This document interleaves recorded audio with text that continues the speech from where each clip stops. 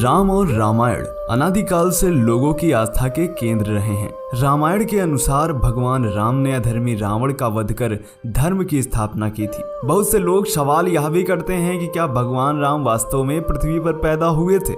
क्या वाकई रावण के 10 सिर और 20 भुजाएं थीं?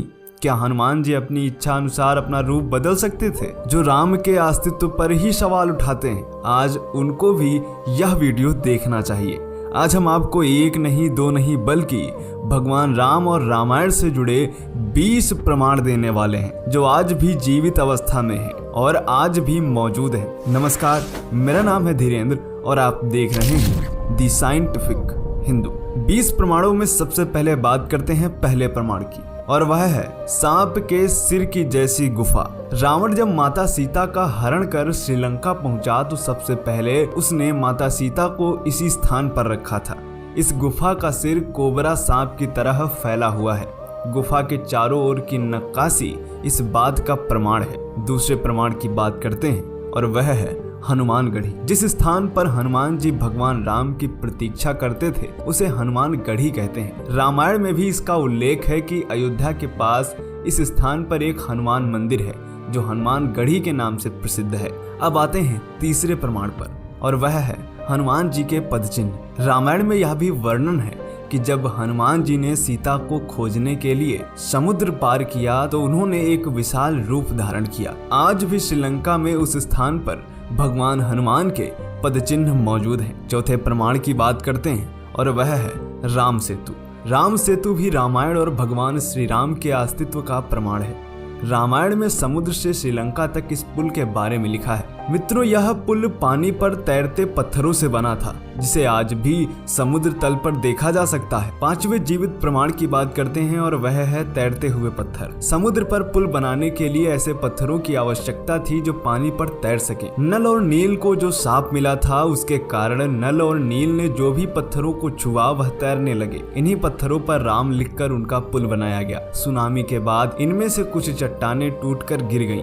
शोध करने के पश्चात पता चला कि यह पत्थर उसी समय के हैं जब रामायण हुई थी। छठे नंबर पर आते हैं और वह है द्रोणागिरी पर्वत। लक्ष्मण मेघनाथ युद्ध के दौरान जब लक्ष्मण मेघनाथ से बेहोश थे तो हनुमान जी संजीवनी को लेने द्रोणागिरी पर्वत पर गए थे। संजीवनी की पहचान न होने के कारण उन्होंने पूरे पहाड़ को उठा लिया था और यह पहाड़ आज भी मौजूद है। सातवें प्रमाण की बात करते हैं और वह है श्रीलंका में पाई जाने वाली हिमालयी जड़ी बूटी। श्रीलंका में उस स्थान पर दुर्लभ हिमालयी जड़ी बूटी के अर्क पाए गए हैं जहां पर लक्ष्मण बेहोश हो गए थे, जहां उन्हें संजीवनी दी गई थी। श्रीलंका में हिमालय की जड़ी बूटियों का पाया जाना भगवान राम के अस्तित्व का प्रमाण है। आठवें नंबर पर आते हैं, वह है अशोक वाटिका। सीता हरण के बाद जब रावण उन्हें लंका ले गया तो माता सीता ने उनके महल में रहने से मना कर दिया। तब रावण ने उन्हें अशोक वाटिका में रखा जहाँ वह एक पेड़ के नीचे बैठी थी। इस जगह को एलिया के नाम से जाना जाता है और यह आज भी मौजूद है। अब आते हैं नंबर 9 पर और वह है लेपाक्षी मंदिर। सीता हरण के समय रावण उन्हें हवाई मार्ग से लंका ले जा रहा था। जटायु ने रावण को रोकने के लिए उससे युद्ध किया। जहां पर जटायु गिरे थे उस स्थान को लेपाक्षी मंदिर के नाम से जाना जाता है और यह आज भी मौजूद है। अब आते हैं 10वें नंबर पर और वह है विशाल काय हाथी। रामायण के सुंदर कांड अध्याय में लिखा है कि विशाल हाथी लंका की रखवाली के लिए रखे गए थे जिसे हनुमान जी ने एक प्रहार से बेहोश कर दिया था। श्रीलंका के पुरातत्व सर्वेक्षण को हाथियों के ऐसे जीवाश्म मिले हैं जो आज के हाथियों से कई गुना बड़े हैं। 11वें नंबर पर आते हैं और वह है कोंडाकुट्टू गला। हनुमान जी ने जब लंका को जलाया तो रावण भयभीत हो गया और उसने माता सीता को अशोक वाटिका से हटाकर कोंडाकुट्टू गाला में रखा था। यहाँ कई ऐसी गुफाएं मिली हैं जो रावण के महल तक जाती हैं। यह भी रामायण की घटना का एक जीवित सबूत है। 12वें नंबर पर आते हैं और वह है रावण का महल। मित्रों, श्रीलंका में एक महल मिला है जिसे रावण का महल कहा जाता है। रावण का यह महल आज भी श्रीलंका में मौजूद है। 13वें नंबर पर आते हैं और वह है कलानिया। राम रावण के वध के बाद विभीषण को लंका का राजा बनाया गया था। विभीषण ने कलानिया में अपना महल बनवाया जो कैला नदी के तट पर स्थित था। शोधकर्ताओं को इसके अवशेष इसी नदी के किनारे मिले हैं। 14वें नंबर पर आते हैं और वह है लंका के अवशेष।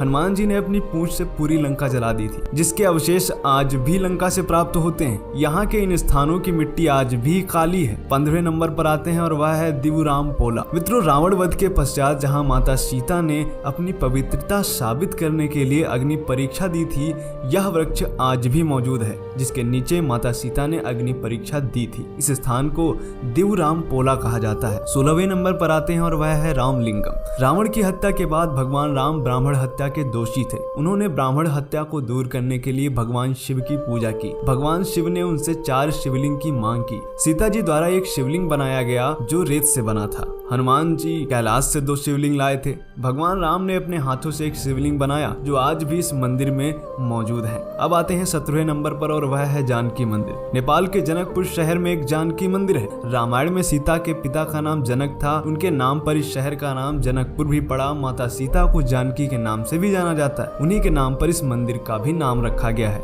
अब आते हैं 18वें नंबर पर और वह है पंचवटी। नासिक में अभी भी पंचवटी तपोवन है। भगवान राम और सीता और लक्ष्मण जो वनवास के लिए अयोध्या छोड़ गए थे, इसी जंगल में रहे। यहीं पर लक्ष्मण ने रावण की बहन शूर्पणखा के कान और नाक काट दिए थे। अब आते हैं 19वें नंबर पर और वह है कुंडेश्वरम मंदिर। रावण भगवान शिव का अनन्य भक्त था। भगवान शिव के इस मंदिर की स्थापना रावण ने की थी। यह दुनिया का इकलौता मंदिर है जहां भगवान से ज्यादा रावण की आकृतियां बनी हैं। मंदिर में रावण की आकृतियां उसके 10 सिरों को दर्शाती हैं। अब आते हैं इस वीडियो के अंतिम 20वें प्रमाण पर और वह है गर्म पानी का कुंड।